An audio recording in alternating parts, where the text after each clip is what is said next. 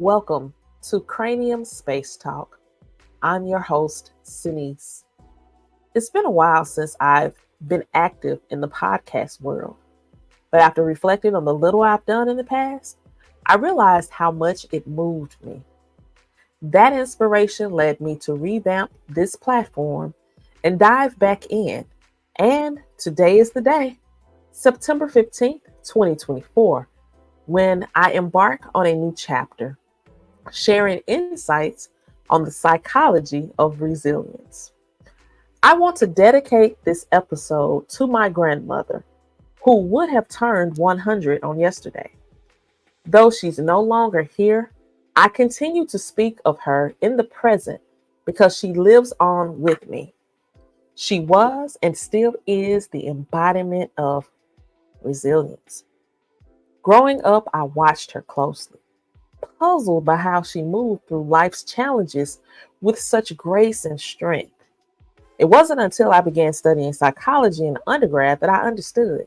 She was my first muse in the mental health field. She made me curious. What allowed her to bounce back from adversity when others struggled? Today, I want to explore resilience from psychological, personal, and societal perspectives. But first, what exactly is resilience? Simply put, resilience is the ability to adapt and recover in the face of adversity, trauma, tragedy, or significant stress. It's not about avoiding challenges, but about how we respond to them. One of the most important traits of resilience is optimism, and that is the belief that setbacks are temporary and surmountable. People who embody this trait have a positive outlook and tend to see challenges as temporary and solvable. They exhibit a confidence like no other. They are goal oriented. They express gratitude regularly and usually view the glass as half full rather than half empty. Another key trait, often underestimated, is emotional regulation. And that is the ability to manage emotions and not be overwhelmed by stress. Healthy relationships often stem from this trait. Those who practice emotional regulation engage in positive self talk, they get enough sleep, practice mindfulness, they openly discuss their emotions, and are unafraid to seek therapy when needed. The third essential psychological trait for resilience is self efficacy. This is the confidence to solve problems and take control of situations. But let me tell you something, don't confuse this with someone taking over for the sake of credit. Rather, it's about leading in a way that helps everyone around them succeed. So, do you possess any of these traits? And have you ever noticed them in yourself? Think about that for a second. Next, let's talk about cognitive flexibility. Have you ever heard of it? Well, it is the ability to adapt your thinking and approach problems from different angles, a crucial skill when coping with adversity. Rather than being stuck in a single mindset, cognitive flexibility allows you to shift perspectives and try new strategies when faced with challenges. It helps you reframe negative thoughts, turning "this is hopeless, I can't get through this, oh, I'm stuck." You turn that into "this is tough, but I can learn something from it." By promoting acceptance of what you can't control and focusing on what you can change, flexible thinking reduces stress. Take losing a job, for example. I think we all have been there at some point in time in our lives. A rigid mindset might leave you feeling stuck and hopeless, but cognitive flexibility lets you see it it allows you to see it as an opportunity for growth. You could explore new career paths, seek advice, or develop new skills. By approaching the situation from different perspectives, you increase the chances of finding a positive way forward. And sometimes this can be easier said than done, but you really have to be intentional in activating this flexibility of your mind. Cognitive flexibility isn't about avoiding challenges. It's about adapting and finding new ways to overcome them. This mental agility helps people bounce back from adversity, they can manage stress more effectively, and embrace change as a natural part of growth. Think about that for a second. Now, let's dive into coping mechanisms. And these are the strategies, behaviors, or techniques people use to manage stress, emotional pain, or difficult situations. These mechanisms are essential for navigating both short-term stressors and long-term challenges, whether it's dealing with everyday hassles or recovering from major traumas. Coping mechanisms help individuals maintain emotional and mental balance. But not all strategies are created equal now. Coping mechanisms generally fall into two categories. We have adaptive, and that's where it's healthy and constructive, or maladaptive, where it's unhealthy and potentially harmful. Depending on how effectively they reduce stress and promote overall well-being. Understanding the role of these mechanisms is critical in how we handle stress and adversity in our lives. When we talk about resilience and bouncing back from tough situations, one of the key components is how we cope with stress. Today, let's focus on adaptive coping mechanisms, healthy strategies to help us manage stress effectively and build resilience. So let's start there. We're going to start on a positive note. First up is problem solving. Now, this involves directly addressing the issue by identifying practical solutions. For example, let's say you're dealing with financial stress. Instead of feeling overwhelmed, an adaptive approach, and keep in mind, adaptive, we want to make sure that it is healthy and constructive. First, we want to sit down and then we want to assess our finances and then create a budget plan. This not only gives you a sense of control, but can also provide a real sense of relief. Next is seeking support. This one is crucial. Reaching out to others, whether it's friends, family, or professionals, can provide both emotional relief and valuable advice. And sometimes it's hard for us to take on that valuable advice because we may mistaken that as someone judging us, judging our situations. But if we talk about it and get it out and share, we will walk upon that one or two people that can give us that valuable, helpful advice. So, for instance, if you're grieving, talking to a counselor or even joining a support group can be incredibly helpful. This kind of connection fosters emotional resilience by reminding you that you don't have to face everything on your own. And finally, we have positive reframing. This is all about shifting how you view a challenge.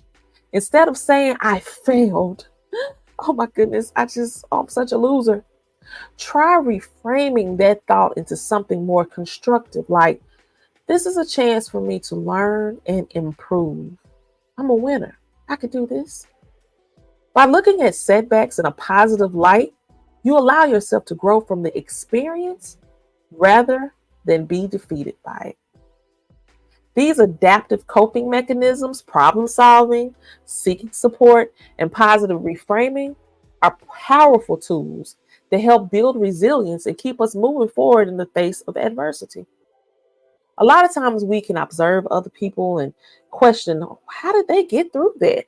Why are they still happy looking? Or I just don't understand. I would be just torn up, just torn apart. I would be so depressed. It's because they are utilizing the adaptive approach. I encourage you all to challenge yourselves to begin to tap into this. Now, while there are many healthy ways to cope with stress, it's also important to talk about maladaptive coping mechanisms. And these are behaviors that might offer some temporary relief, but in the long run, they actually undermine our ability to build resilience. And we need all we can to foster that, the building of resilience. We don't want to constantly feel like we're always at step one. So, one common maladaptive strategy is avoidance. And I tell you, I think we all have engaged in a level of avoidance across our lifetime. This happens when we ignore or procrastinate on dealing with a problem. For example, let's say you're stressed about an important decision, maybe something like handling finances or addressing a conflict. If you keep putting it off, the stress doesn't go away. In fact, it often builds up, making the situation even worse when you're finally forced to deal with it. Another one is denial. This is why we refuse, or not why, but this is when we refuse to acknowledge the reality of a stressful situation. A clear example of this would be avoiding medical care for a serious condition. Ignoring a problem like this doesn't make it go away. Instead, it prevents you from finding solutions and prolongs the emotional and physical distress that comes with it. That's why people say it's better to be proactive than reactive. Don't stay in denial. Get out of that. And finally, something that is known universally is we have self-medication. This refers to using substances like alcohol or drugs to numb your emotions. It might offer short-term relief, but over time, this can lead to dependency and can seriously damage both your emotional and physical well-being. The problem doesn't get solved, it just gets buried deeper, and you're left with more layers of stress to deal with later. So these maladaptive coping mechanisms, avoidance, denial, and self-medication, might seem like easy fixes in the moment, but they ultimately prevent us from dealing with life's challenges in a healthy, resilient way. Recognizing these behaviors is the first step toward healthier coping strategies. Now, let's take a little break for a second and let me share a little personal story. Earlier in this podcast, I shared how my grandmother was the queen of resilience. Born in 1924, she came from a large family and endured incredible hardship. In her youth, she faced the loss of two siblings, one who tragically contracted tuberculosis while enlisted in the military at the age of 18, and another who possibly drowned at the age of 9. Sometimes I kind of get that mixed up a little bit, but she did have a younger sister, to die at the age of 9. Now, my grandmother went on to marry, and she had 14 beautiful children, miscarrying twice along the way. Sometimes I joke with myself about how it would have been to have 15 aunts and uncles rather than the 13. Like, what would have life been like to have that extra two? At just 41, she witnessed her husband die in front of her from a massive heart attack, leaving her to raise 9 children on her own, the youngest of whom was under 2 years old. Despite all of this, she didn't just survive, she continued to thrive. She remained a loving mother, a devoted sister, sister in law, aunt, grandmother, great grandmother, provider, and unwavering Christ follower. Even as mental health challenges and the need for help became part of her daily life, she never faltered. She continued to be the best version of herself, embodying resilience in every sense of the word. I am deeply grateful for the time I spent with her, watching how she coped with life's hardships and helped me learn how to cope with my own. It's often said that people who face adversity in childhood develop resilience, and my grandmother exemplified this. Support systems play a critical role in building resilience. Family is usually the first line of support, but it doesn't stop there. Family could be your friends, mentors, church community, or your village of supporters. They all help foster resilience. Self-compassion is another vital tool for building resilience. It allows us to bounce back from difficulties without harsh self-criticism. Being kind to yourself in moments of failure or hardship helps build resilience over time. I encourage you to see failure not as a defining moment, but as an opportunity for growth. It's a test of your limits and a discovery of what you're truly capable of. Without these so-called failures, you wouldn't know the extent of your potential. When we talk about resilience, it's not just about individuals, it's about the larger society too. So let's look at resilience from a societal perspective. First, let's consider cultural influences on resilience. Different cultures place emphasis on resilience in unique ways. In some cultures, resilience is a community effort. And that's when people lean on family, on their neighbors, and on social networks for support.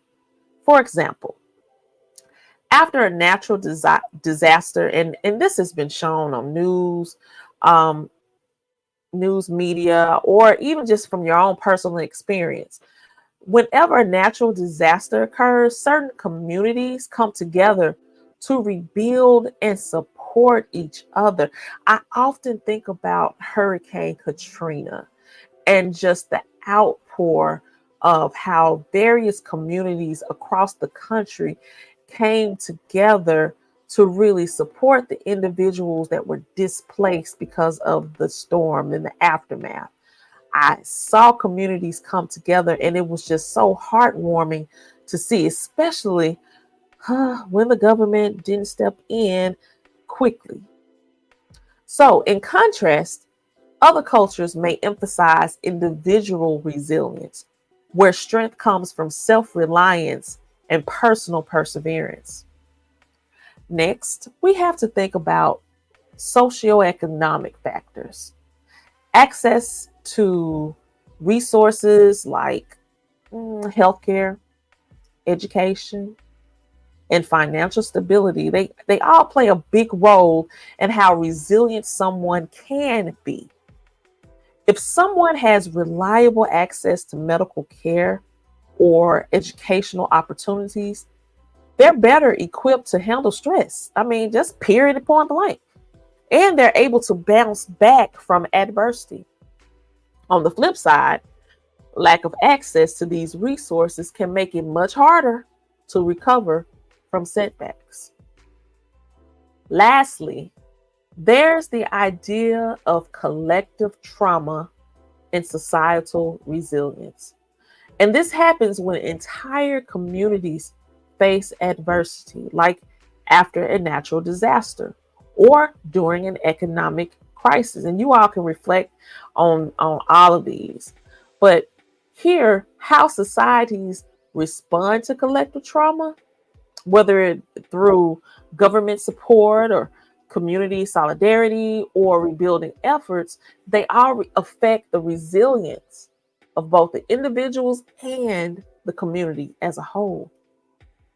So, from cultural influences to socioeconomic factors and collective trauma, resilience is shaped not just by the individual, but by society itself.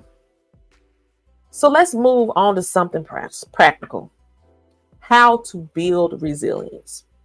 We all face challenges, but there are some concrete strategies that can help us navigate adversity with more strength and flexibility. Let's dive into a few of these. So first, and this is probably the foundation of who I am. First, we have mindfulness and meditation. I tell any and everybody I come in contact with to practice these skills. And this is where you are staying present, being aware of your thoughts and emotions without judgment. This can make a big difference in how you handle stress. By practicing mindfulness, and stay tuned because I will be talking about mindfulness in future episodes. But by practicing it, you can create space between the stressor and your reaction. Just picture that. Just close your eyes and picture yourself dealing with a surmountable amount of stress. But also picture that before you respond, there is this space that lies in between. And it is up to you to make that space large, in my opinion. That's what I encourage you. Make it large. So that way you can take some time to bring yourself down and to reduce the level of stress that has had or could have on you. This will allow you to respond more calmly. Meditation can help train your mind to stay centered, even when life feels chaotic. Whew. That's that's a whole lot of truth right there. Next, there's cognitive behavioral therapy, or CBT for short. Now, this method generally is used in therapy, those that receive counseling services. This method focuses on reframing negative thought patterns that often keep us stuck. So I'm just thinking, I'm breaking that down right now. So for example, instead of thinking, I can't handle this, oh wow, because we come up with so many negative thoughts as to why we can't achieve a goal or a situation, or even overcome anything that's putting on just the negativity within us. You can start to shift to, this is hard. Acknowledge it. It's hard. But I've faced challenges before and I've come through. Whew. Think about that. It's not just this moment that I'm living in right now that seems hard. Think about all them other moments when it was hard. And somehow, some way, hey, you're here today. So you have to start changing your mindset or reframing negative thought patterns. So by changing how you think about problems, you improve your resilience and ability to cope before you know it. Another important factor is physical health, and we all struggle with this, but there's a strong connection between mind and body. Can't separate the two. Regular exercise, balanced nutrition, and proper sleep don't just keep your body healthy, they also boost your mental toughness. Exercise releases endorphins, sleep restores your brain, and good nutrition, not that junk food, but good nutrition keeps your energy level steady, all of which contribute to a more resilient mindset. Now, let's talk about promoting resilience in others. This is where community comes in, and we've been talking about support. But programs that offer education, mental health support, and financial assistance can foster resilience, especially for those facing systemic challenges. Communities that provide access to resources, such as schools with strong counseling services or neighborhoods with safe recreational spaces, help people bounce back from adversity more easily. So, in a nutshell, building resilience is about cultivating habits and mindsets that strengthen you, both mentally and physically. Whether it's through mindfulness, reframing your thoughts, or supporting your health, these strategies help prepare you for life's inevitable challenges. Plus, fostering resilience in others can create stronger, more supportive communities for everyone. Think about it. So, as we wrap up today's episode, let's take a moment to recap some of the key takeaways on resilience. So, we explore resilience from multiple angles, starting with psychological traits like optimism and emotional regulation, which help individuals bounce back from adversity. We also looked at personal factors such as the importance of support systems and the ability to reframe challenges as opportunities for growth. Lastly, we touched on the societal influences that shape resilience, how access to resources and community support can make a big difference in how we cope with life's difficulties. Now, for today's call to action, I want you to reflect on your own resilience.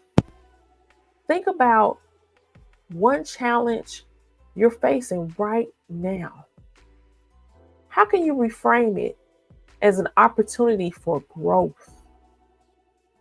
Ask yourself, what can I learn from this experience? And how can I use it to become stronger? By shifting your mindset and embracing the challenge, you're already building resilience. So, congratulations to you. I hope this episode gave you some useful insights and practical tools for strengthening your resilience. If you enjoyed this episode, make sure to subscribe so you don't miss out on future discussions. I got some great topics coming up. Also, I'd love to hear your thoughts, so feel free to leave a review or connect with me on social media. Let's keep the conversation going. Thank you for joining this journey through the mind. Until we meet again, keep exploring, stay resilient, and remember, your greatest frontier is within. This is Cranium Space Talk. I'm Sinise signing off.